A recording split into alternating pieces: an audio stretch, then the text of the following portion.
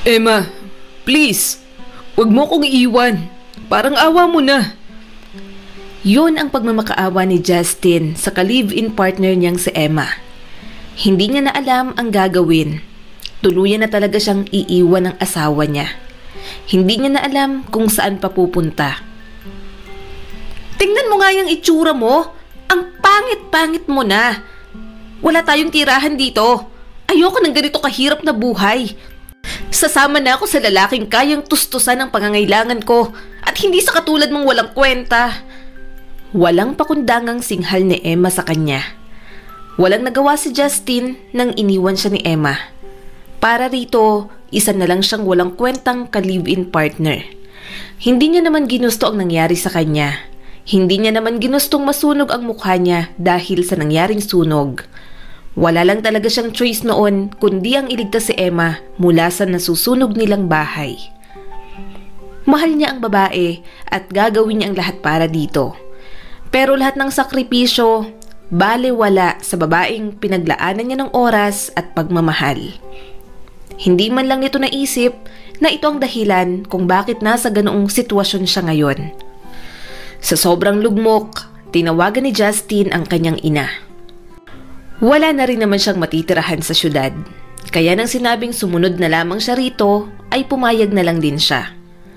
Nasa bus na siya ngayon sa biyaheng papuntang probinsya, kung saan nagtatrabaho ang kanyang ina bilang katulong sa isang hasyenda. Kailangan daw ng housekeeper at hardinero sa mansyon at doon na lamang siya magtatrabaho. Baka sa pagpunta niya ron, may bagong buhay at pag-asa siyang makita pagkatapos siyang iwanan ni Emma. Sabi ko naman sa'yo, ibang pakiramdam ko sa Emma na yan. Walang mabuting gagawin. Mabuti na lang at nahimasmasan ka na. Dito ka na lang sa probinsya. Mas magiging maayos ang buhay mo rito. May trabaho pang naghihintay sa'yo. Saad ng kanyang ina. Bumuntong hininga na lamang si Justin. Pinagmasdan niya ang mansyon kung saan siya naroon.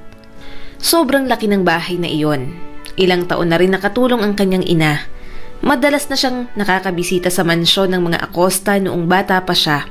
Ang alam niya lang, isang maliit na pamilya lang ang nakatira doon. Gayunpaman, nalaman niya rin sa kanyang nanay na si Rosa na isa lang ang magiging kanyang senyorita. Namatay ng mga magulang ni China dahil sa isang plane crash at ang babae na lamang ang naiwan.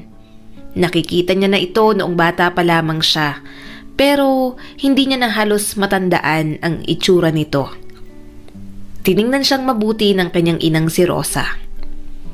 Grabe pala talaga ang nangyari dyan sa mukha mo, anak. Halos kalahati ng mukha mo hanggang leeg, may peklat. Kawawa naman ang pogi kong anak. Kasalanan to ng Emang yon. Huminga siya ng malalim. Huwag na po nating pag-usapan sa Emma, Nay. Iniwan niya na po ako. Hahayaan ko na lang po siya kung saan niya gusto. Tumango naman ang kanyang ina. Tama yan. Kalimutan mo ng babaeng yon. Malay mo, dito ka makakita ng talagang mapapangasawa mo. Alam mo, yung si Sinang, yung dalagang kasambahay na kasama ko sa mansyon, natitipuhan ka. Nakita niya ang picture mo sa cellphone ko. Palagi na lang nagpapakwento ng tungkol sa'yo. Crush na crush ka. Mahinang tumawa si Justin. Bahagyang nahihiya. Siguro, noong hindi pa ho, ganito ang itsura ko. Hindi yan. Kahit ganyan naman ang itsura mo, mabibigyan mo pa rin naman ng magandang lahi ang magiging asawa mo. Sabi pa nito sa kanya. Natawa na lang si Justin. Pero sa kalooban niya, nawala ang kumpiyansa niya sa sarili. Kahit naging maayos ang itsura ng magiging anak niya sa hinaharap, duda siya kung may pumatol pa sa kanya. Nakakadiri ang itsura niya. Iyon ang pinamulat sa kanya ni Emma. Kaya ayaw na siya nitong tabihan at makasama. At katulad nga ng inaasahan, ganoon din siya kung papaano tingnan ng mga katulong sa mansyon. Nakita niya si Sinang na napangiwi nang makita siya. Ngunit sandali lamang iyon at naging magiliw na sa kanya. Hoy Sinang, lahat na lang nilandi mo. Natatawang puna ni Aling Nora sa kanya. Hindi naman matanggal ang tingin sa kanya ni Sinang. Sure na ako rito. Si Justin na yata ang soulmate ko. Hindi niya napigilang tumawa.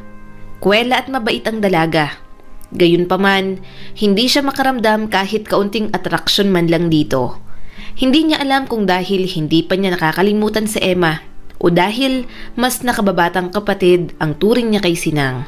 Anong nangyayari dito? Bakit ang ingay ninyo? Natahimik agad ang mga kasambahay at bumalik sa kanya-kanyang gawain. Lumingon naman agad siya sa babaeng nagtanong. Umawang ang bibig niya nang makita ang babaeng nasa harap niya. Nakakita na naman siya ng mga babaeng magaganda, pero iba ang dating nito sa kanya. Kuhang-kuha siya ng mga namumungay na mga matang nakatingin sa kanya. Ang matangos at maliit nitong ilong at ang mga labi nitong hindi gaanong makapal at hindi rin gaanong manipis. Napalunok si Justin nang wala sa oras. Para siyang nakakita ng anghel na binaba sa lupa. Hindi niya matanggal ang paningin niya sa dalaga. Senyorita China, pasensya na po. Dumating na po ang anak ko, yung papasok na bagong hardinero at house helper dito sa mansyon. Si Justin po, sabi ng kanyang ina. Kumunot ang noo niya nang ibaling nito sa ibang direksyon ang mga mata. Justin, bakit nagkakagulo kayo rito? Hardinero lang naman pala siya. Mukha bang mahalaga siyang bisita? Nagsusungit si China. Hindi niya dapat tinatawanan iyon, pero hindi niya napigilang umisi. Para sa height at maamong mukha, napakasungit nito at parang laging galit sa mundo. Bilisan niyo na, gutom na ako, maghain na kayo ng pagkain sa lamesa. Sabi nito bago sila tinalikuran. Unti-unting nawala ang ngisi sa mga labi ni Justin. Sa kanya lang napansin ang stick na hawak nito. Muling umangat ang tingin niya kay China. Binatukan siya ng kanyang ina. Nakita ko yung ngisi mo. Pasalamat ka't hindi ka nakita ng senyorita. Lagot tayo kapag nagkataon. Bulag siya, Nay? Mahinang tanong niya rito. Bumuntong hininga naman si Rosa. Oo, 5 taon na siyang bulag. Nabulag siya dahil sa car accident. Kawawa nga yan. Maaga na ngang naulila, na-aksidente pa ng ganyan. Tapos, niloko pa ng dating asawa. Nanlaki ang mga mata niya. May asawa na siya? Malungkot na tumango ang kanyang ina. Oo, pero naghiwalay na. Ang alam ko, sinisettle na sa korte ang annulment papers niyan. Hindi ko na rin naman masisi yan si Senyorita China. Niloko na nga siya ng asawa niya nakunan pa ng anak. Hindi siya makapaniwala sa lahat ng pinagdaanan ng bago niyang amo. May marangya nga itong buhay, puro kamalasan naman ang hinarap nito. Sinamantala pa ang kahinaan nito ng mga walang awang tao. Mabait naman talaga yan, naging ganyan lang dahil sa tindi ng mga pinagdaanan. Kaya iniintindi na lang namin kung palaging mainit ang ulo at masungit. Hindi naman namin kayang pag-isipan pa siya ng masama. Naging mas malupit na sa kanya ang mundo, kaya palagi naming inuunawa. Parang anak na rin ang turing ko rin kay Senyorita China. Bata pa lamang siya nang huli niyang makita si China. Ni hindi niya nga alam kung natatandaan pa siya nito. Gayunpaman, malinaw pa rin sa utak niyang masiyahin at mabait na klase ng bata noon ang Senyorita. At parang dinudurog ang puso niya. Ngayong nakikita niya ang sinapit ng batang minsan ay nakalaro niya. Lumipas ang mga araw, naging maayos naman ang pagiging hardinero niya sa mansyon ng mga Acosta. Karamihan sa mga tao sa loob ng mansyon naaawa sa sinapit ni China. Pero hindi niya maramdaman iyon. Pakiramdam niya ay ang senyorita ang pinakamalakas na taong nakilala niya. Nananatili pa rin itong matatag. Sa ilang araw niyang pananatili roon, kahit bulag ito, kahit may kapansanan pa, nagagawa nitong patakbuhin ang mga negosyong naiwan ng pamilya nito. Alam niya yon dahil palagi niyang nakikitang may kausap itong tao. Gumagawa ito ng paraan kapag may mga transaksyon patungkol sa negosyo nito. Minsan din ay naririnig niyang umaalis ito para dumalo sa mga business meeting o business trip. Ni minsan, hindi niya makitang kahinaan ng pagiging bulag nito. Iyon nga lang, parang walang kulay ang buhay ni China. Nakontento na lamang si Justin sa mga pagsulyap-sulyap sa babae. Hindi rin naman ito mapapansin ng isang katulad niya. Isa pa, ayaw niyang uminit ang ulo nito palagi. Sa kanya lang ito nakikitang ngumingiti kapag nagliliwaliw ito sa hardin. Kaya sinikap niyang alagaan ang mga halaman doon. Kahit walang sweldo, kung ngiti lang ni China ang kapalit, magtatrabaho na lang siya ng libre sa mansyon. Natawa na lamang siya sa kanyang naisip. Alam na alam niyang nararamdaman niya. Hindi tamang nahuhumaling siya ng ganoon sa kanyang amo. Alam niya na ang kasunod ng damdaming iyon at ayaw niyang mangyari pa. Pero ang mga lihim niyang pagsulyap at pagtingin mukhang magkakaroon ng kasunod na damdamin. Pababa na siya papuntang pool para maglinis, pero natigilan siya nang makita roon si China. Nakaupo ito roon sa sunbathing chair. Mukha itong kalmado, pero kung titingnan mabuti, halatang tensyonado ito habang kausap ang isang lalaki. Hindi makapaniwalang tumawa ang kausap nito. Iba ka rin talaga. Halos 3 buwan akong nawala sa pamamahay na to. Tapos, yan lang ang bungad mo sa akin? Kailangan ko ng pera, China. Binigyan na kita ng sapat na pera. Tama na yun. Pirmahan mo ng annulment papers natin. Matabang na sabi nito. Ano? Gulat na tanong ng lalaki. At mas lalo pang nagalit. Hindi pa sapat yun. Kulang na kulang pa ang perang binigay mo sa akin.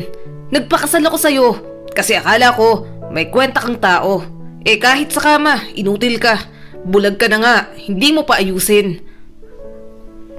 Kumuyom ang mga kamay ni Justin. Nagpanting ang mga tenga niya.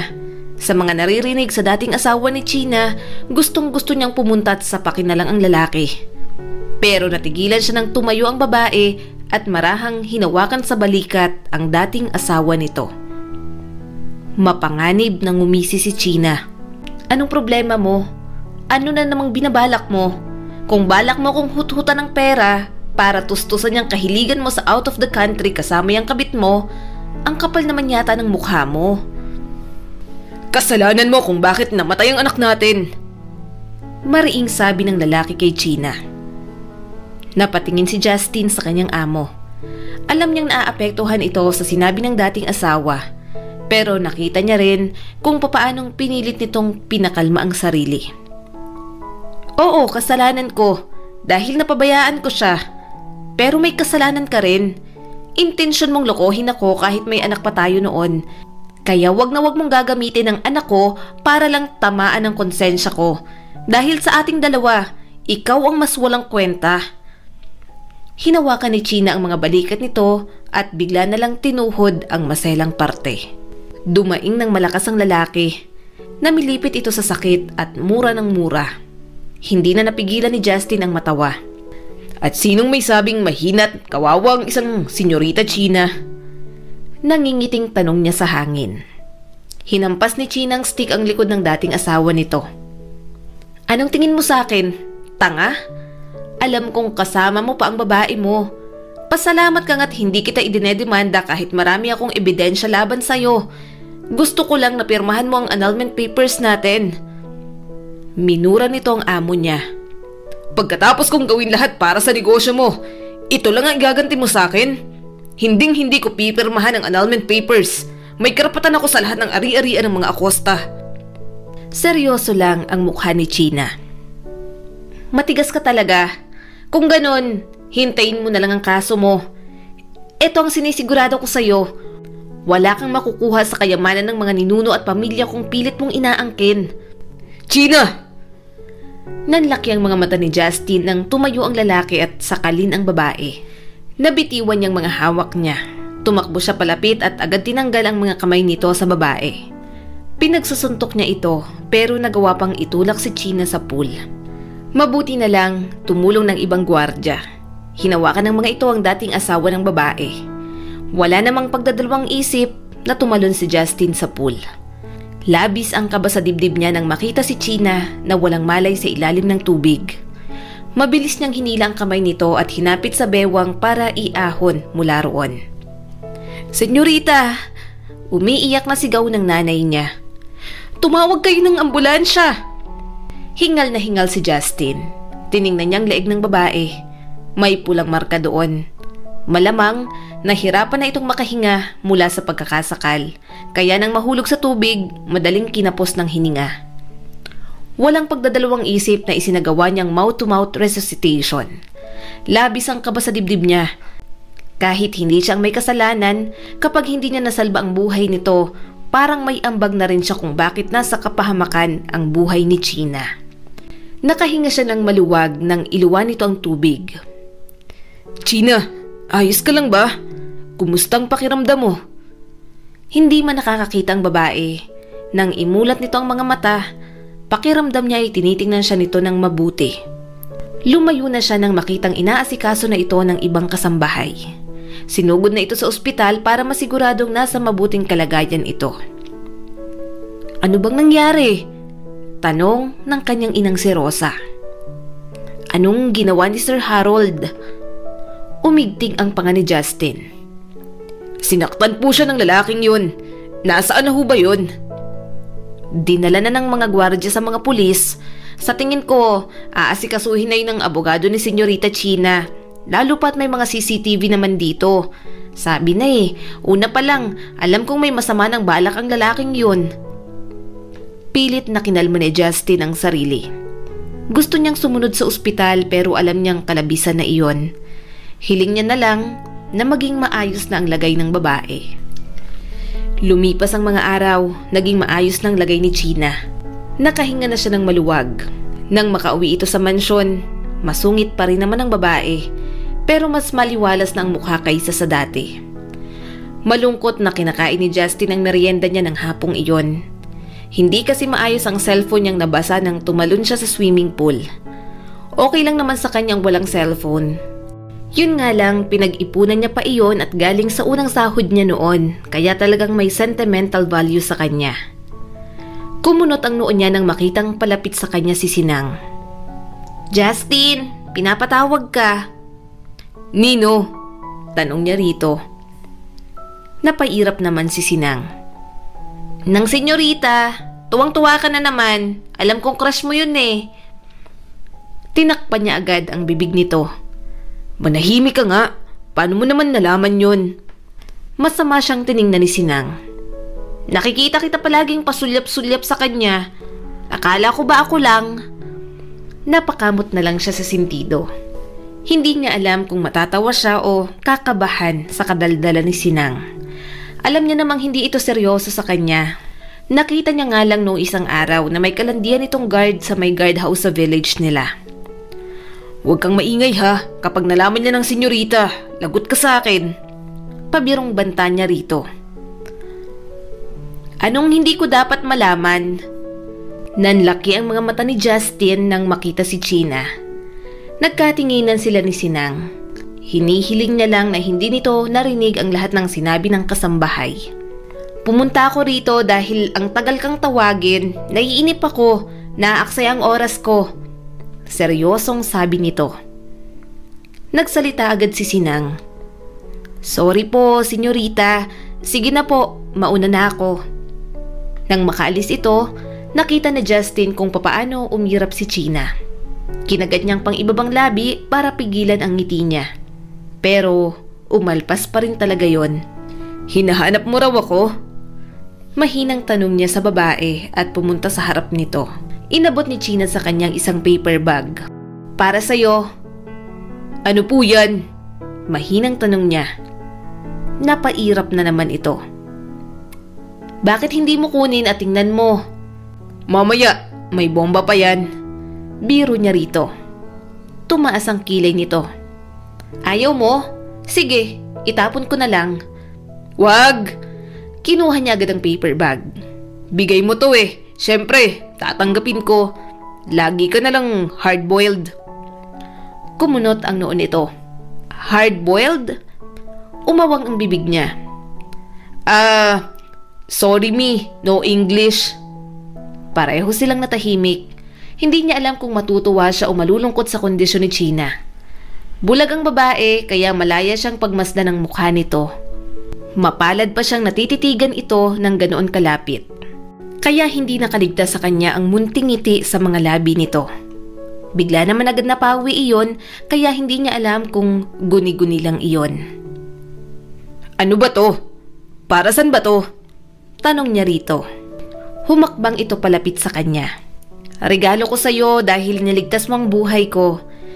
Narinig kong nasira ang cellphone mo kaya ayan, bagong cellphone para sa'yo. Nanlaki ang mga mata ni Justin nang makita ang bagong model ng mamahaling cellphone. Senyorita, ang mahal nito. Okay lang, hindi naman ako maghihirap dahil lang binigyan kita niyan. Saad ni China sa kanya. Mahina siyang tumawa. Salamat dito. Hardinero ka dito, 'di ba? Tumango naman siya kaagad. Oo, housekeeper na din. Kapag may mga utos ang kasambahay at ang nanay kong bilhin, ako ang pinapalabas nila. Umupo sa may sunbathing chair si China.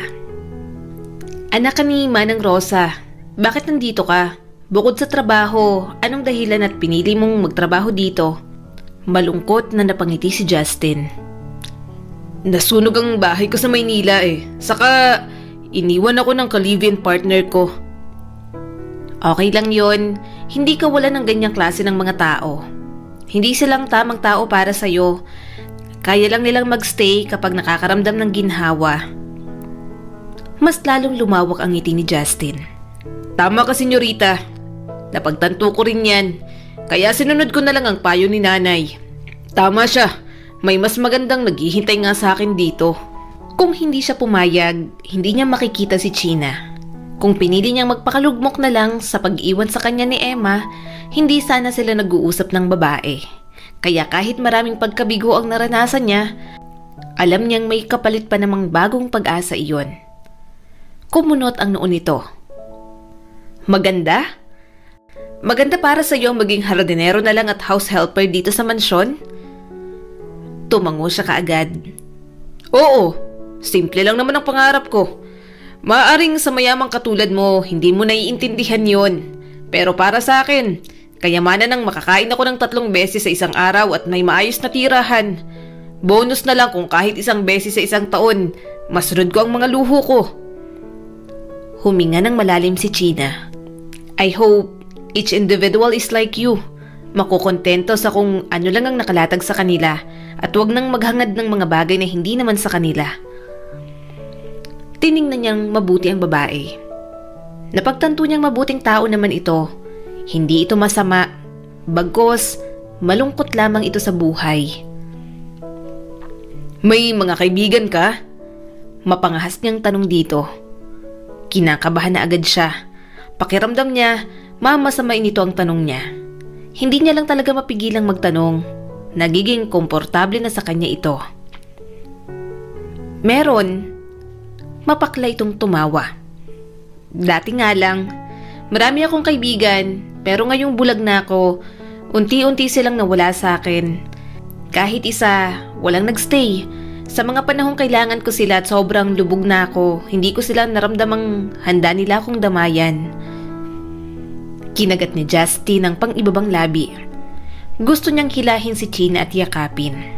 Hindi man ito sabihin, ramdam na ramdam niyang lungkot at bigat na dinadala nito sa dibdib. Huminga siya ng malalim at tinanaw na lang ang malalayong burol na natatanaw nila mula sa mansyon. Thank you so much, mahinang sabi sa kanya nito.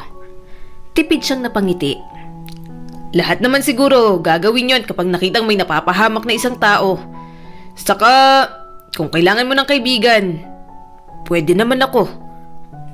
Hindi agad nakasagot si China.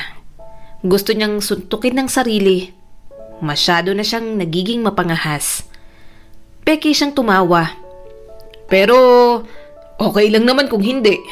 Bukas, pwede mo ba akong ipag-arrange ng mga puting bulaklak? Tanong sa kanya nito. Oo naman po, senyorita. Sagot niya kaagad. Thank you, mahinang sabi nito. Pareho silang natahimik. Hindi naman ito pumayag o tumanggi sa pagkakaibigang inaalok niya. Pero sobrang galak na ang nananahan sa kanyang puso. Basta simula ng araw na yon, alam niyang may nagbago sa pagitan nilang dalawa ni China. Kinabukasan, inayos na nga ni Justin ang pinapagawa sa kanya ng amo. Tinulungan siya ng mga kasambahay para maging maayos iyon. Ang ganda, Sana magustuhan to ni Senyorita China.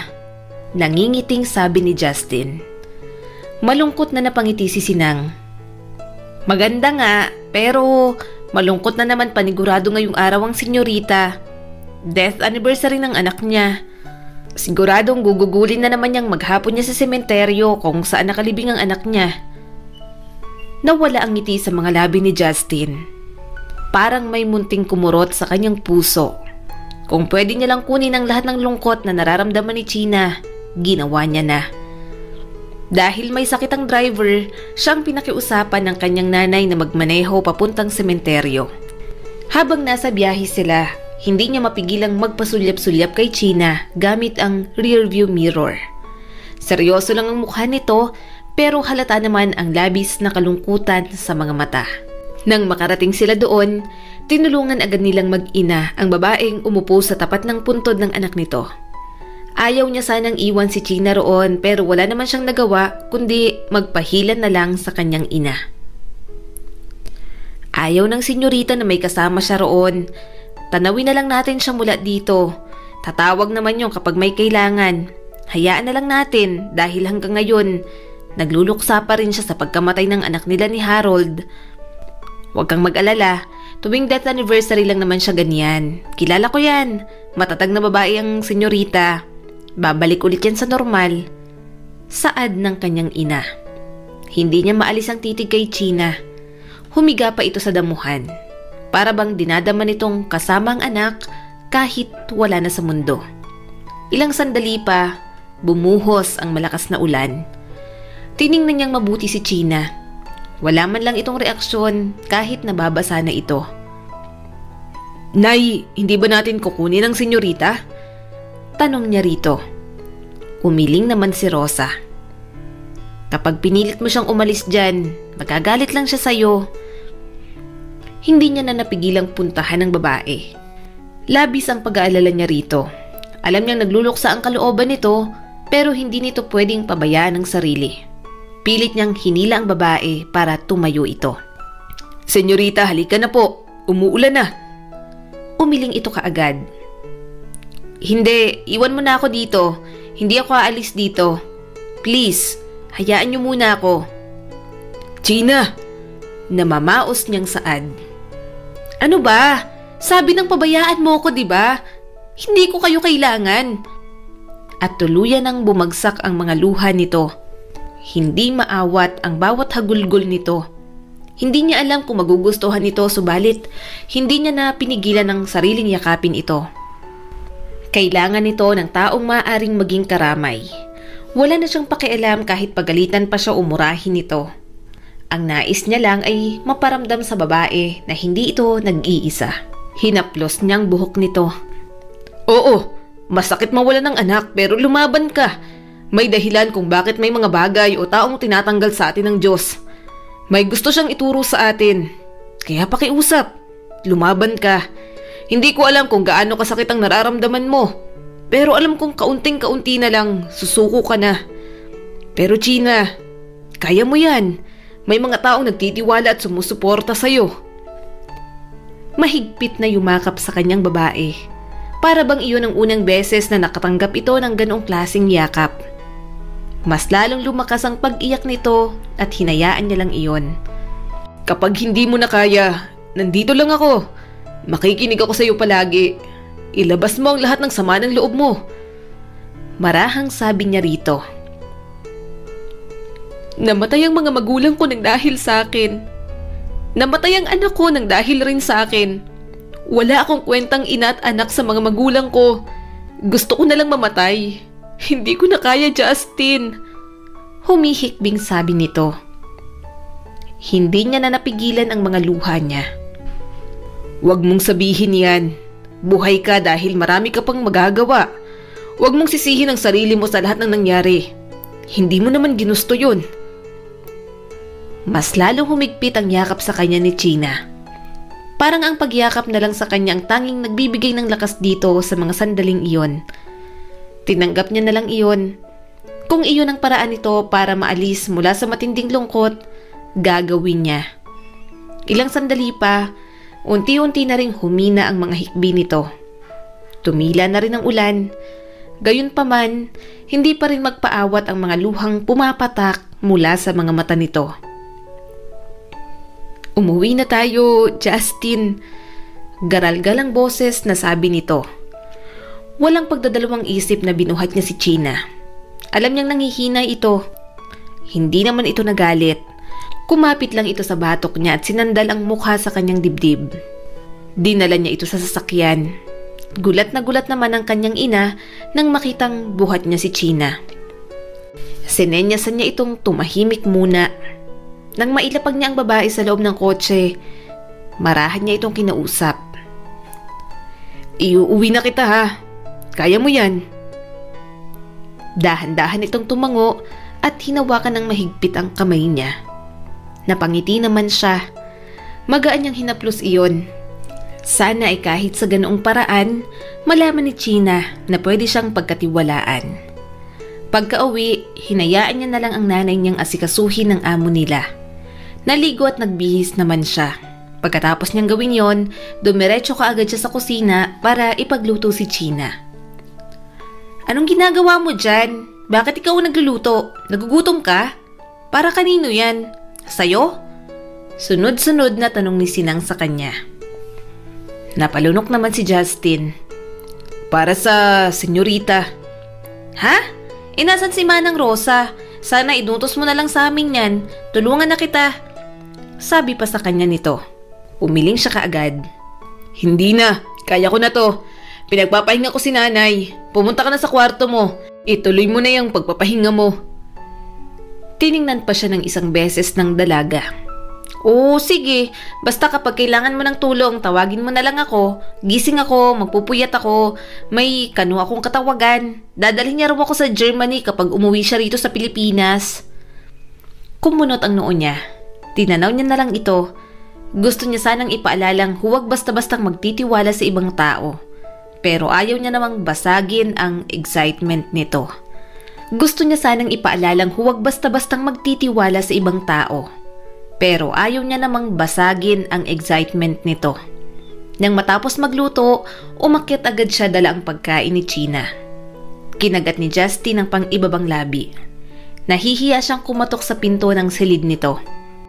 Gayunpaman, lakas loob pa rin siyang kumatok. Nakahinga siya ng maluwag nang pinahintulutan naman siya nitong pumasok. Nang buksan niyang pinto at makita ito sa loob, nag-alala siya kaagad. Naabutan niyang panay ang bahing ni China at namumungay ang mga mata. May dala akong pagkain para sa'yo." Panimula ni Justin sa babae. Tumunghay naman ito sa kanya. "Ilagay mo lang dyan. Mamaya na lang ako kakain. Sorry sa abala. Nabasa ka tuloy dahil sa akin." Gumuhit ang ngiti sa mga labi niya. Gumuhit ang ngiti sa kanyang mga labi. "Ayos lang yun. Kailangan mo ng karamay kaya kahit mabasa ako ng ulan, gagawin ko yun." Huminga ito ng malalim. "Hindi ako nagtitiwala sa mga tao. Pero sa'yo, parang ang daling magtiwala." Nilapag niya ang pagkain nito sa lamesa. "Pwede ka namang magtiwala sa akin. Sabi ko naman sa'yo, di ba? Kung kailangan mo ng kaibigan, nandito lang ako. Pwede mo akong maging kakwentuhan kapag masaya ka o malungkot ka. Pwede mo rin akong gawing punching bag kapag naiinis ka." Tipid na napangiti si China. "Hindi ko gawaing gawing punching bag ang mga tao kahit sobrang high pa ng emotions ko."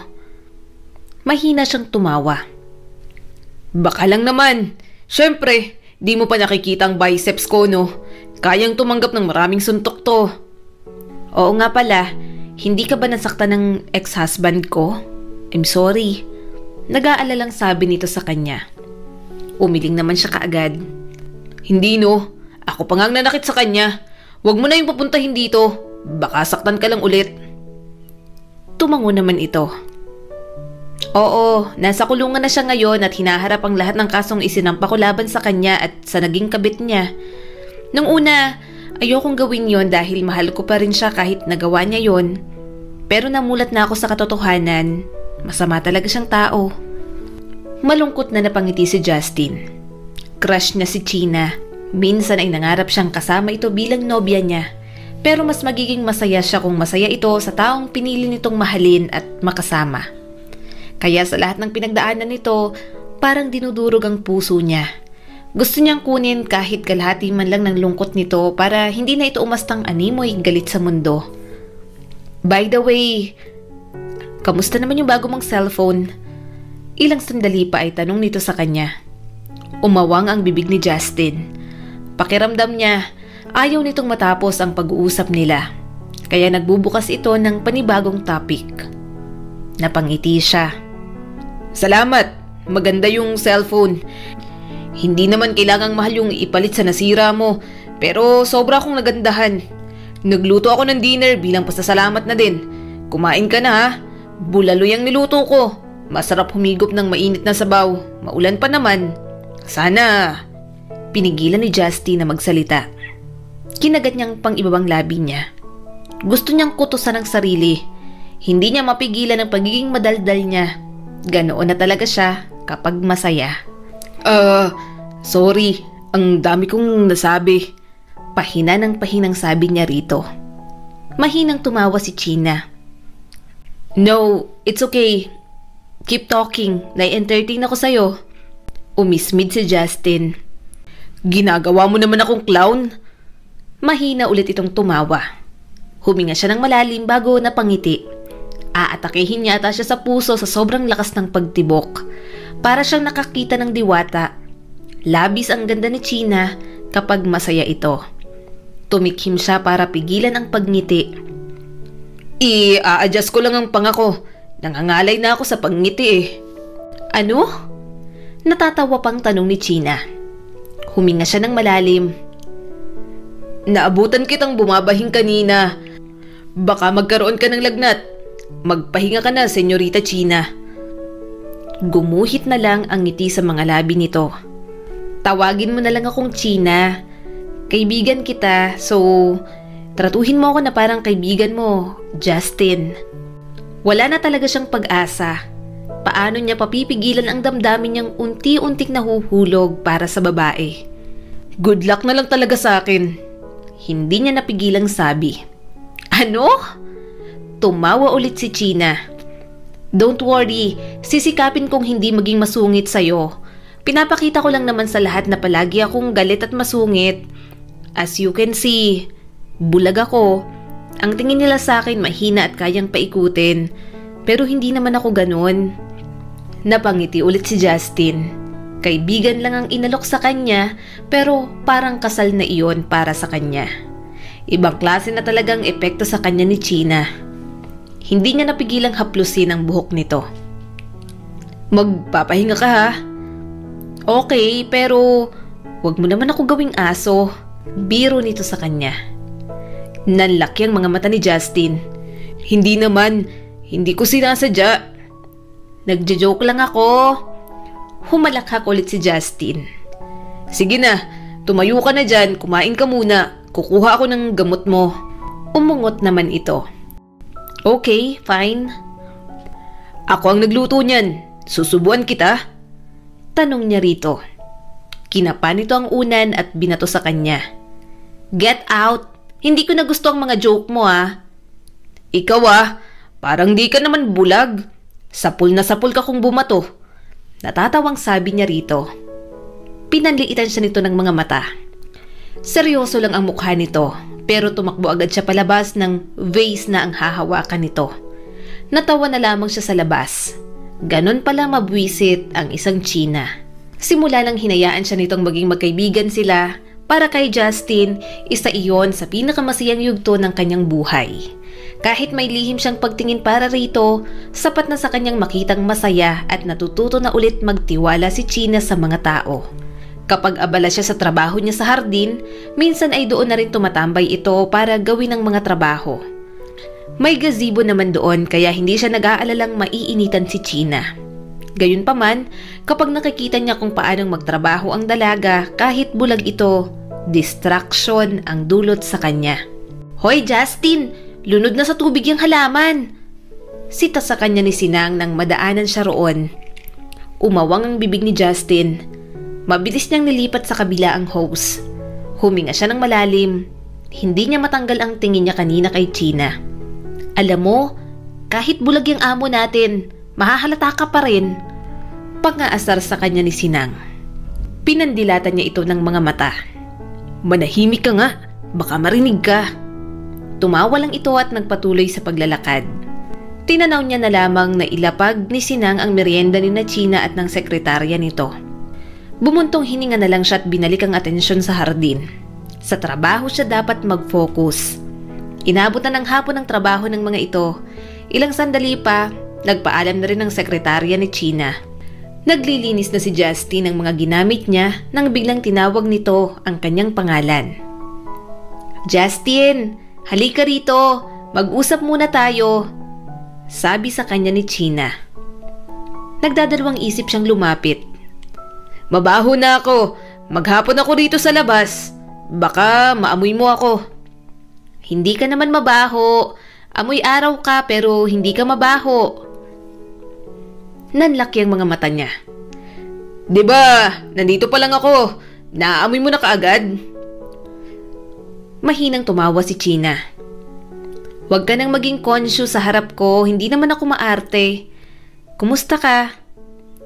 Tipid siyang napangiti. Okay naman. Hindi naman masyadong mabigat ang trabaho dito sa mansyon. Oo, tapos may girlfriend ka pang nag-aalaga. Mahinang saad nito. Kumunot ang noo niya. Anong sinasabi mo? Wala akong girlfriend. Si Sinang. Nanlaki ang mga mata niya. Hindi ko girlfriend yun. Hindi na nagsalita pa si China. Tiningnan niyang mabuti ang babae. Parang ayaw pang maniwala sa sinabi niya. Bumuntong hininga si Justin. Hindi nga, hindi ko girlfriend si Sinang. Parang kapatid lang ang turing ko sa kanya. Humakbang ito palapit sa kanya. Dumaan agad ang kaba sa kanyang dibdib. Napalunok siya nang itaas nito ang kamay. Ilang sandali pa, namalayan niya na lang na marahan itong hinahaplos ang mukha niyang may peklat. Anong nangyari rito? Mahinang tanong ni China sa kanya. Para siyang mauubusan ng hininga. Nasunog ang balat ko. Niligtas ko ang dati kong girlfriend kaya nagkaganito ako. At iniwan ka lang niya? Tumango si Justin. Oo, pero ayos lang yon. Dahil sa nangyari, nalaman ko ang totoong kulay niya. Narinig ko sa kanila, pangit ka raw. Marahang saad nito. Mahina siyang tumawa. Pero dumaan ang sakit sa mga mata niya. Totoo naman, hindi mo lang nakikita dahil sa kondisyon mo. Hindi ka ba nandidiri sa akin? Kung sakaling makakakita ka, sure ako, lalayo ka sa akin. Sabi nga ng mga bata sa amin, halimaw daw ako. Bumaba ang haplos ng kamay ni China sa kanyang dibdib. Pero ang puso mo, hindi. Isa ka sa pinakamabuting tao na kilala ko. Hindi ka halimaw. Ngayon lang may humaplos sa akin ng ganito pagkatapos ng insidente. Pwede bang hawakan mo ulit ang mukha ko? Halos panalangin hiling ni Justin sa babae. Marahang hinaplos ni China ang mukha niya. Partikular na sa kanyang peklat mula sa noo papuntang leeg. Napapikit siya.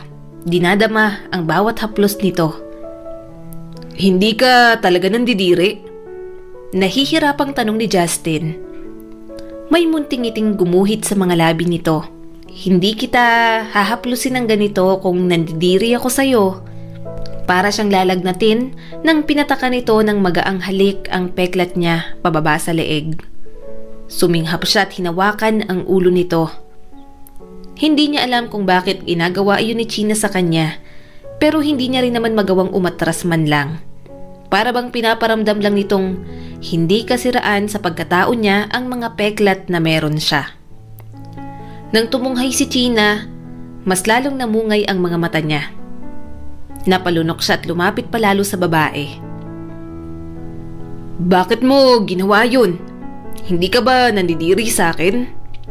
Tanong niya pa ulit. Umiling ang babae. Hindi. At sa tingin ko, gusto na kita, Justin. I really like you. Hindi ko mapigilang mahulog sa'yo.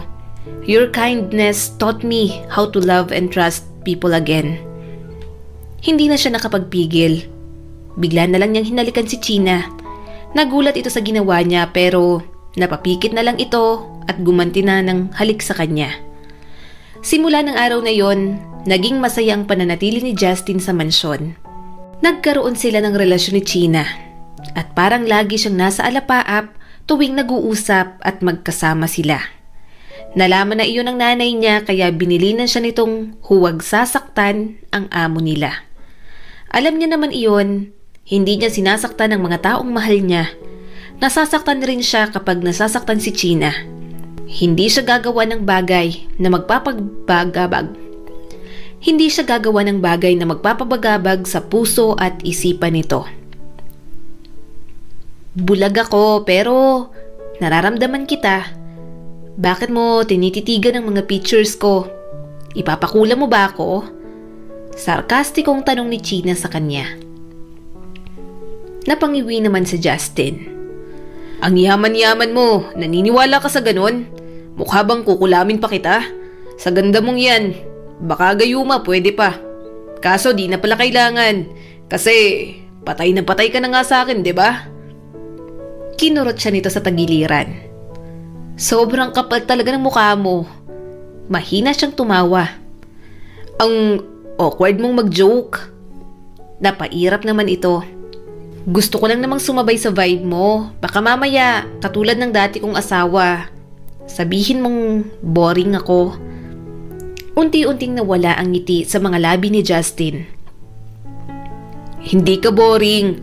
Makinig ka, China. Walang mali sa'yo. Hindi ka lang talaga minahal ng dati mong asawa. Niyakap siya nito. Salamat sa mga sinasabi mo sa akin, Justin. Sobrang na-appreciate ko talaga lahat ng ginagawa mo para sa akin. Nagkaroon ulit ako ng pag-asa dahil sa'yo. Napangiti siya at ginantihan ito ng yakap. Masaya siyang nagkaroon siya ng impluwensya sa mga desisyon ni China.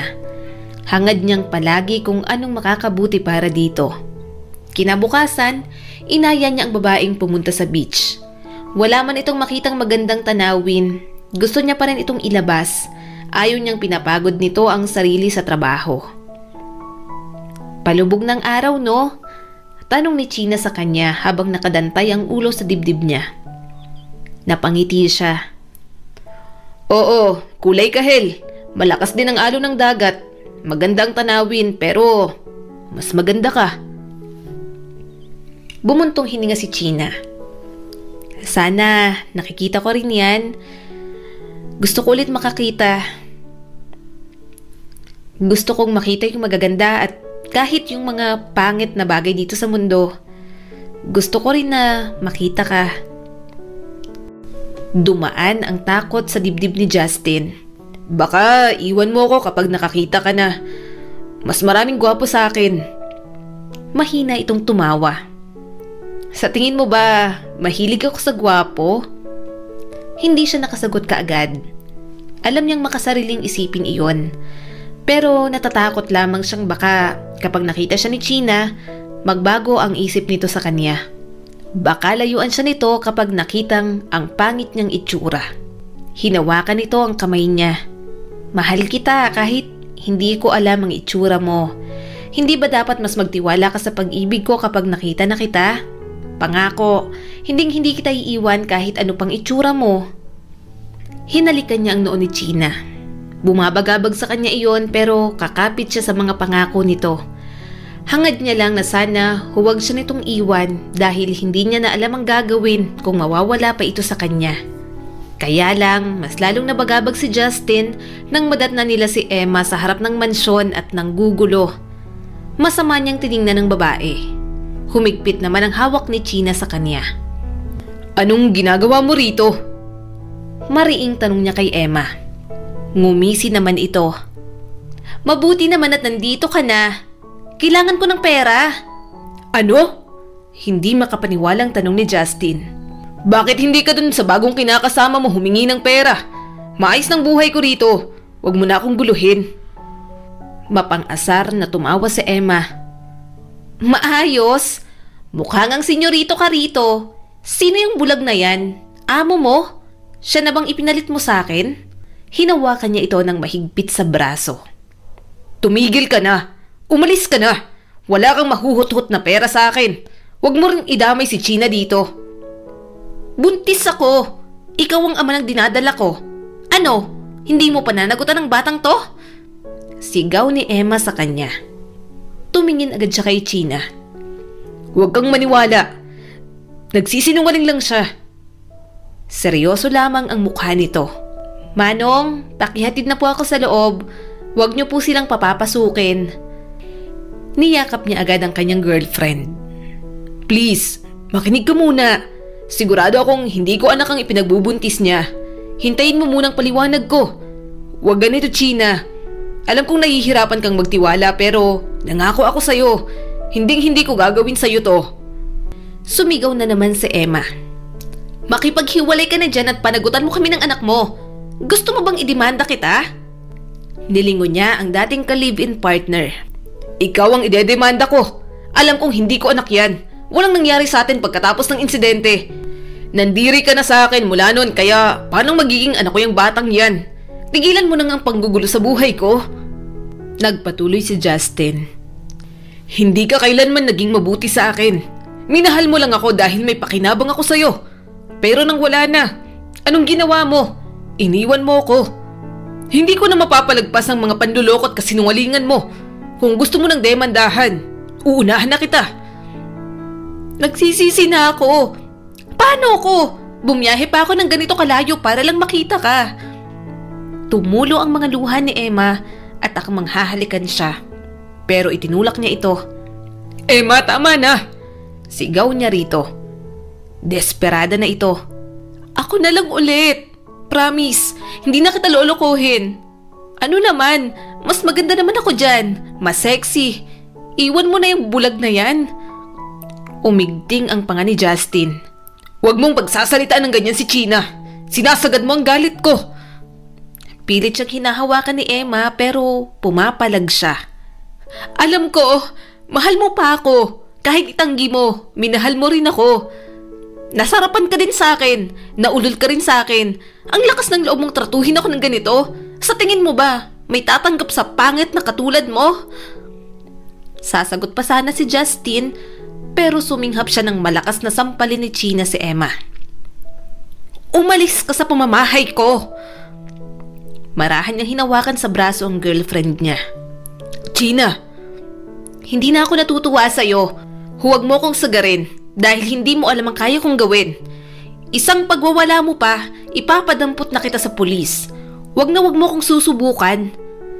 Mariing sabi ni China.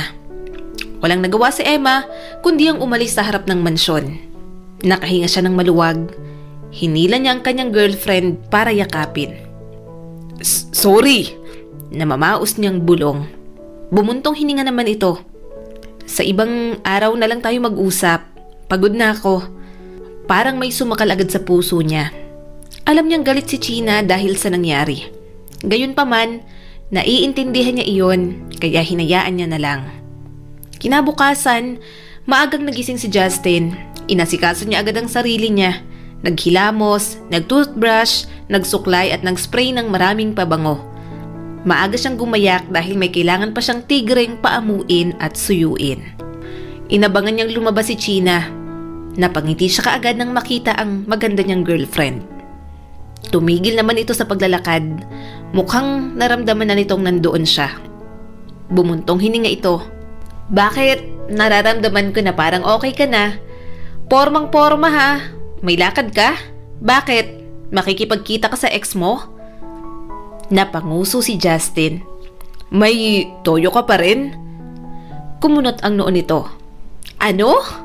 Sorry na. Bati na tayo ah. Puno ng lambing na pakiusap nito. Ang tagal mong gumising. Gusto ko sanang pumunta sa garden kaso gusto kitang kasabay. Gutom ka na ba? Pinagluto kita ng almusal mo. Seryosong lumapit sa kanya si China. Tumingkayad ito kaya bahagyan niyang inalalayan sa bewang ang babae. Napalunok siya ng inamoy nito ang leeg niya. Tumindig lahat ng balahibo sa batok ni Justin nang maramdamang ang ilong nito sa kanyang leeg. Ano ba? Maaga pa. Saka wag dito. Mahina siyang hinampas ni China. Ang dumi ng iniisip mo. Bati na tayo ah. Mahina siyang tumawa. Ang bango mo. Teka, pinaghandaan mo bang pagbaba ko? Tanong nito sa kanya. Tumikhim si Justin. Anong pinaghandaan? Normal naman akong mabango. Pinanliitan siya ng mga mata ni China. Hindi may iba. Sobrang bango mo. Pinaligo mo na yata sa sarili mo ang buong pabango. Nahawakan ko rin ang buhok mo. Nakasuklay pa ng maayos ang buhok mo. Sabi na pinaghandaan mo talaga ako. Natawa na lamang si Justin at naglalambing na yumakap kay China. Kahit bulag ito, hindi makaligtas ang diskarte niya dito. Kaya nagtataka talaga siya kung bakit boring ang tingin nito sa sarili. Gayong kaunting kilos lang, napapasaya na agad siya ng babae. Bukas na ang operation ko, tumawag na ang doktor sa akin. Imporma sa kanya ni China. Hinawakan niya ng mahigpit ang kamay nito. Ipapanalangin ko ang operasyon mo at fast recovery. Nangilid ang mga luha nito. Makikita na rin kita sa wakas. Marahan niyang sinapo ang mukha ng babae. Huwag kang ma-excite sa akin. Pangit ako. Mas magandang mundo. Hinawakan ni China ang kamay niya. Magiging magandang mundo para sa akin kung mananatili ka sa tabi ko. Nang lokohin ako ng asawa ko at mawala ang anak ko, nawalan ako ng pag-asa. Pero dumating ka, naniniwala akong binigay ka ng Diyos sa akin. Parang hinaplos ang puso niya. Talaga? Yun ang tingin mo sa akin? Na bigay ako ng Diyos sa'yo? Tumango naman ito. At kapag naging maayos ng lahat, kapag nakakita na ulit ako, gusto kitang pakasalan. Gusto kong ipagpasalamat sa kanyang binigay niya sa akin ng isang tulad mo. Hindi niya napigilan itong yakapin ulit. Napakasarap sa pakiramdam na ituring siya ng isang tao bilang regalo ng Diyos. Pakiramdam niya ay sobrang halaga niya sa buhay nito. Alam niyang sa pagkakataong iyon, tama ang desisyong minahal niya si China ng lubos. Dumating na nga ang araw ng operasyon ni China. Panay ang dasal niya. Hindi siya mapakali kahihintay sa labas ng operating room. Gusto niya lang talagang malaman na okay na si China. Doon lang naman siya mapapanatag. Ilang sandali pa, lumabas na ang doktor. Congratulations po! Successful po ang operation. Ililipat na po siya sa recovery room. Then, pwede niyo na po siyang mabisita sa sarili niyang room kapag nalipat na siya doon. Nangilid ang mga luha ni Justin. Salamat po ng marami, Dok. Salamat po sa Diyos. Nang mailipat na sa kwarto si China, hindi niya ito iniwan. Inalagaan niya ito at binantayan. May bandage pa ang mga mata nito dahil sariwa pa ang mga sugat na natamo mula sa operasyon. Excited na talaga akong makita ka. Gusto kong makita ang mukha mo. Yan ang sabi ni China habang sinusubuan niya ito ng pagkain. Gumuhit ang ngiti sa mga labi niya. Basta magpagaling ka, huwag kang mag-alala. Makikita mo rin kami. Lumipas ang araw at linggo, pwede nang tanggalin ang bandage sa mga mata ni China. Kabadong-kabado siya. Natatakot siya sa posibleng maging reaksyon nito kapag nakita siya. Naniniwala na lang siyang hindi kayang manghusga nito. Lahat yata ng tao na nasa kwartong iyon, kinabahan. Pero ngumiti ito at siyang unang tiningnan. Tumulong mga luha niya. Kahit kaunting pandidiri, wala siyang nakita sa mga mata nito. Bagkos, puro saya ang natatanaw niya roon. Justin! Tawag sa kanya ni China. Marahan siyang lumapit at niyakap ito. Sobrang saya ko para sa'yo. Ang gwapo mo. Mahal na mahal kita, Justin. Bulong nito sa kanya. Hindi niya na napigilan ang humagulgol. Natawa na lang ang mga tao sa loob ng kwarto. Sa inaasta niya, parang siya pang naoperahan sa lagay na iyon. Pangit ang tingin niya sa kanyang sarili. Pero nang tinawag siyang gwapo ni China, parang kasama na siya sa top list ng most handsome men in the world. Ganoon kadaling itaas ng babaeng minamahal niya ang kaniyang confidence. Katulad ng sinabi ni China, pagkatapos ng operasyon, nagdesisyon na silang magpakasal. Simple lang ang kaya niyang ibigay para sa babae, pero masayang-masaya na ito. Gusto niyang siya ang gumasto sa kasal. Nais nitong mag-ambag pero hindi niya iyon hinayaan. Hanggang ngayon, mabigat pa rin ang loob kong pumirma ka ng prenup agreement. May tiwala naman ako sa'yo, Justin. Alam ko namang hindi ka mukhang pera. Saad ni Gina sa kanya habang magkatabi sila sa kama. Pinagdaruan niya ang mga daliri ng kanyang asawa. Huwag mo nang isipin yon. Ang pera mo, pera mo. Ang pera ko, pera natin at ng magiging anak natin. Ako ang lalaki kaya itataguyod ko kayo sa paraang alam ko. Mas lalo itong sumiksik sa kanya. Ang swerte ko talaga sa'yo. Mahal na mahal kita. Hinalikan niya ito sa noo. Mahal na mahal din kita, Gina. Salamat sa pagtanggap sa akin sa buhay mo. Nakangiting niyakap niya ng maayos ang kanyang asawa. Marami silang naging inseguridad. Dumaan ang mga maling tao sa buhay nila. Gayunpaman, natuto silang pareho sa mga pinagdaanan nila. May tinurong leksyon sa kanila ang Diyos, kaya nakamit na nila ang gantimpalang maging masaya ngayon sa piling ng isa't isa. Maraming salamat sa patuloy na panonood sa aking munting channel. Kung nagustuhan mo ang videong ito ay huwag mo kalimutang mag-like and subscribe at pakipindot mo na rin ang notification bell para updated ka sa mga susunod nating video.